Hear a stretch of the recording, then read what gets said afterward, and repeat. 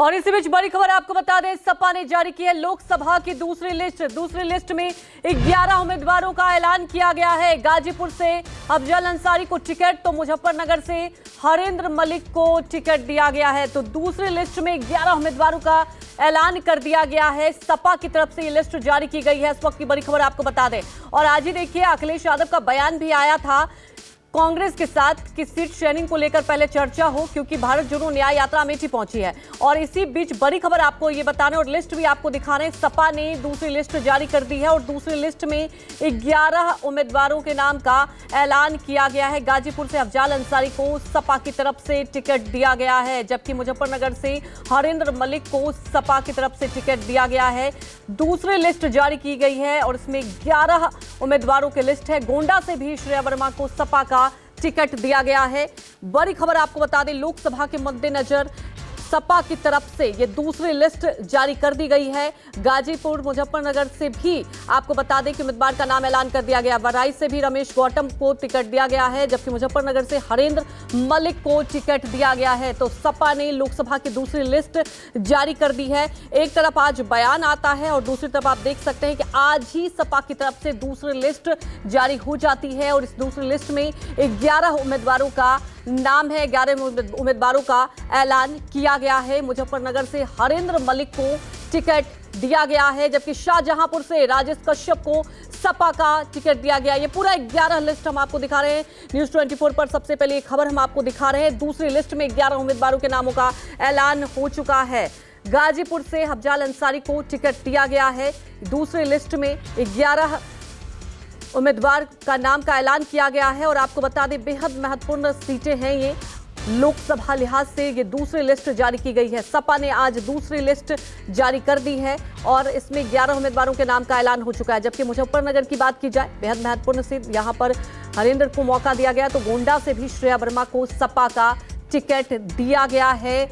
अब देखने वाली बात यह है कि जो गठबंधन, जी हाँ, इंडिया अलायंस की बात कही जा रही थी, अब आगे सीट शेयरिंग को लेकर कैसे चर्चा होगी। तो प्रतापगढ़ से एसपी सिंह पटेल को टिकट दिया गया है। 11 उम्मीदवारों के नाम का ऐलान किया गया है। प्रतापगढ़ से एसपी सिंह पटेल को टिकट दिया गया है। यह लिस्ट जारी की गई, जबकि गाजीपुर अफजल अंसारी को टिकट दिया गया है। बहराइच से रमेश गौतम को टिकट दिया गया है। तो ये लिस्ट हम आपको दिखा रहे हैं। शाहजहांपुर से राजेश कश्यप,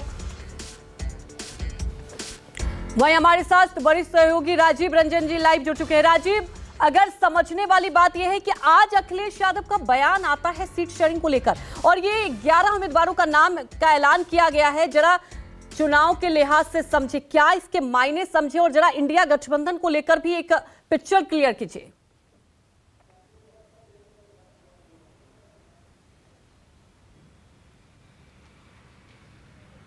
देखिए, ये कांग्रेस पार्टी के लिए एक तरह से पहले भी 16 लोकसभा सीटों के नामों का ऐलान जब अखिलेश यादव ने किया, बिना कांग्रेस पार्टी के जानकारी के बगैर 16 लोकसभा सीटों का नाम पहले 30 जनवरी को उन्होंने घोषित किया था।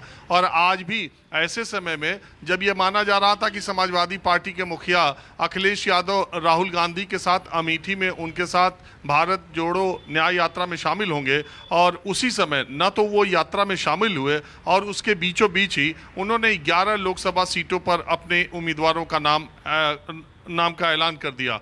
हालांकि ये पहले से तय है कि 17-18 सीटों से ज़्यादा पहले का अखिलेश यादव कांग्रेस को देने के नहीं थे और 7 सीटों पर उनका आरएलडी के साथ गठबंधन था। कुल मिलाकर के वो 55-56 सीटों पर खुद चुनाव लड़ना चाहते थे और 25 सीटों पर दूसरी पार्टियों को, अब आरएलडी खुद ही चली गई तो अब वो आरएलडी की कोटे की सीट कांग्रेस के पक्ष में जाए या समाजवादी पार्टी के, लेकिन कांग्रेस पार्टी के साथ जो उनकी शुरुआती बातचीत हुई वो आगे बढ़ने के बजाय एक जगह पर रुक गई है। लगातार कांग्रेस पार्टी ज़्यादा से ज़्यादा सीटों की मांग समाजवादी पार्टी से कर रही है और आज की जो ये 11 सीटें हैं, इनमें भी कुछ सीटें ऐसी हैं जिनमें कांग्रेस पार्टी का दावा था कि वो सीट उनकी है, जैसे शाहजहांपुर की एक इसमें सीट है। लेकिन आज की जो उम्मीदवारों की लिस्ट है वो चौंकाने वाले जो नाम है उसमें सबसे ज़्यादा है गाजीपुर से अफजाल अंसारी का, जो कि बीएसपी के सांसद हैं। पिछली बार सपा बसपा गठबंधन में बीएसपी ने उन्हें टिकट दिया था। अफजाल अंसारी मुख्तार अंसारी के बड़े भाई हैं और 2017 के विधानसभा चुनाव से पहले मुख्तार और अफजाल को समाजवादी पार्टी में लाने की जो कोशिश अखिलेश यादव के चाचा शिवपाल यादव ने की थी, उसकी वजह से एक बहुत बड़ा बवाल, एक बहुत बड़ा बखेड़ा खड़ा हुआ था और अखिलेश यादव ने अफजाल अंसारी और मुख्तार अंसारी को पार्टी में लेने से साफ मना कर दिया था, वो ना आ सके थे।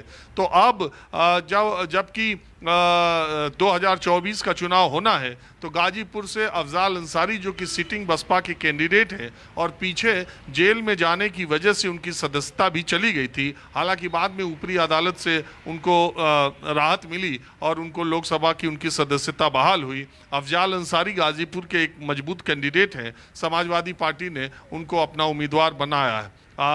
अब जो 11 सीटें हैं इनमें जैसा मैंने पहले आपको बताया कि दूसरी जगहों से आए लोग हैं। और एक और बड़ी बात जो राजनीतिक लोग समझेंगे कि इस 11 सीटों में अखिलेश यादव ने सामाजिक समीकरण का बहुत ख्याल रखा है और कोई यादव इन 11 सीटों में अभी तक मुझे सरसरी तौर पर नहीं लगता कि किसी यादव को टिकट दिया है।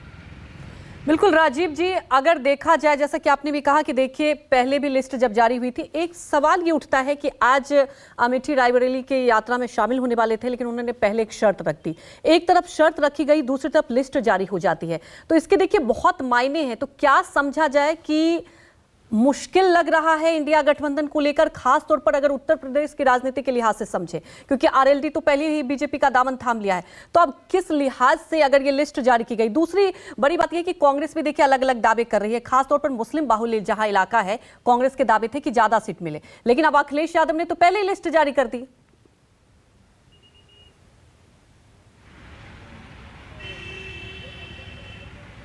देखिए एक बात मैं बता दूं, अगर 2024 के लोकसभा चुनाव की आप बात करेंगे तो सारे राजनीतिक दल प्रधानमंत्री मोदी से के खिलाफ इकट्ठा होकर दो हाथ करना चाहते थे, लेकिन ये पूरी की पूरी कांग्रेस पार्टी है जो कि ये गठबंधन टूटने या लोगों के बीचों के सीट शेयरिंग की जो बातें हैं, अगर मुझसे आप पूछेंगी, मैं गलत भी हो सकता हूं, लेकिन मेरा हमेशा से ये मानना है कि ये कांग्रेस पार्टी की गलती है। ये राहुल गांधी के फैसले लेने में कुछ ना कुछ चूक है, जिसकी वजह से इंडिया गठबंधन की इतनी बड़ी बड़ी बैठकें होने के बावजूद, सारे नेताओं के पहुंचने के बावजूद, उनकी भारत न्याय यात्रा जहां जहां से गुजर रही है वहां यहां इंडिया गठबंधन टूटता जा रहा है। अगर आप देखिए अगर 3 विधानसभा के जब चुनाव हो रहे थे उसी वक्त इंडिया गठबंधन हो चुका था, उसी वक्त इंडिया गठबंधन की प्रेस कॉन्फ्रेंस में यह ऐलान हुआ था कि भोपाल में इंडिया गठबंधन की पहली रैली होगी। तब कमलनाथ, जिन पर पूरे मध्य प्रदेश के चुनाव का अकेले एक आदमी के सिर पर राहुल गांधी ने पूरी जिम्मेदारी दे रखी थी और जिनकी वजह से ही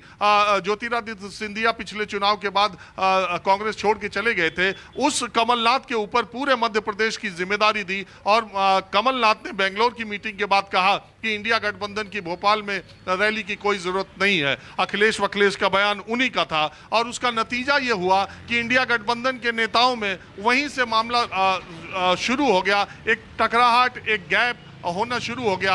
और जब कांग्रेस पार्टी को अपने गठबंधन के मित्रों के साथ बैठकर सीट शेयरिंग पर गंभीर चिंतन और मनन करना चाहिए था, तब पूरी की पूरी पार्टी राहुल गांधी की भारत जोड़ो। बिल्कुल बड़ी बात यही है क्योंकि वक्त ज्यादा लग गया और देखिए तमाम सहयोगी दल एक एक करके कहीं ना कहीं दूर जा रहे हैं। हमारे साथ जुड़ने के लिए आपका शुक्रिया।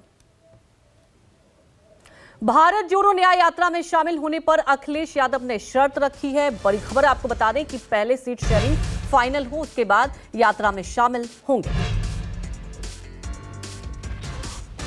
तो देखिए एक तरफ सपा की तरफ से कुछ ही देर पहले दूसरी लिस्ट भी जारी कर दी गई लोकसभा चुनाव को लेकर। हालांकि आज अखिलेश यादव की तरफ से यह बयान आया था भारत जोड़ो न्याय यात्रा में शामिल होने की बात सामने आ रही थी अमेठी और रायबरेली में, खास तौर पर क्योंकि कांग्रेस की तरफ से निमंत्रण दिया गया था, लेकिन अखिलेश यादव ने यह शर्त रखी कि पहले सीट शेयरिंग को लेकर चर्चा हो जाए, उसके बाद ही वो यात्रा में शामिल होंगे। अभी बातचीत चल रही है, कई दौर में बातचीत हो चुकी है, कई सूचियां उधर से आई, सूची इधर से भी गई।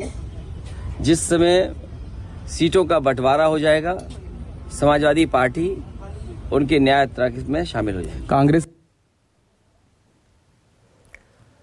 तो अखिलेश यादव को सुना आपने, सीधे तौर पर कहा कि देखिए पहले जो सीट है, सीट शेयरिंग को लेकर चर्चा हो जाए, उसके बाद ही वो यात्रा में शामिल होंगे। इस वक्त की बड़ी खबर आपको बता दें, हालांकि भारत जोड़ो न्याय यात्रा का 37वां दिन है। आज ये यात्रा अमेठी पहुंचेगी और पहले से ही ये कहा जा रहा था कि अमेठी और रायबरेली, जो कि बेहद ही महत्वपूर्ण सीटें, यहां पर अखिलेश यादव शामिल हो सकते हैं इस यात्रा में। लेकिन इस यात्रा में शामिल होने से पहले ही उन्होंने शर्त रखी।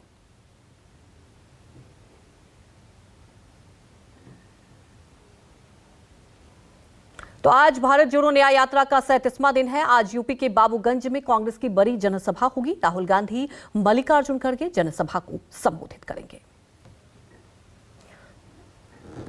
तो भारत जोड़ो न्याय यात्रा का 37वां दिन और आज जनसभा को भी संबोधित करेंगे राहुल गांधी। और आपको बता दें कि उत्तर प्रदेश की बात की जाए तो यात्रा का चौथा दिन है। वक्त हो चला एक छोटे से ब्रेक का, जल्द हाजिर होंगे।